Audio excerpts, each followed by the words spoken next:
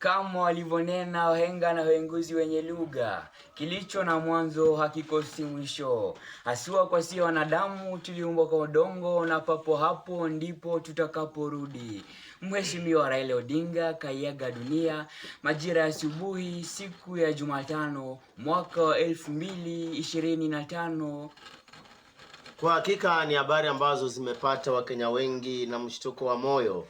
Aswa sana, Raila amekuwa ni nguzo muhimu katika siasa ya Kenya, na wacha tuende mpaka nyumbani kwao tuone ya kwamba wananchi kule wanasema nini, maana ni habari ambazo kwamba zimeshtusha wengi, ikizingatiwa kwamba Raila amekuwa ni kiongozi wa chama cha ODM, amekuwa ni mshirika wa Rais Ruto.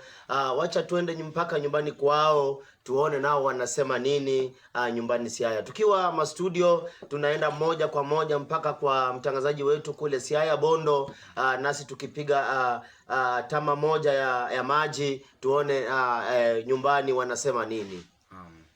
Simanzi na majonzi ya tamba kote nchini, wanajenzi huzunika. Acha tuende moja kwa moja. Sijui mwenzetu kutoka Siaya, sijui kama unatupata vizuri. Naam, nawapata vizuri nikiripotia risibali kwa kinarushwa. Naam. Kuna majonzi ya familia hapa hivi. Tumepoteza Raila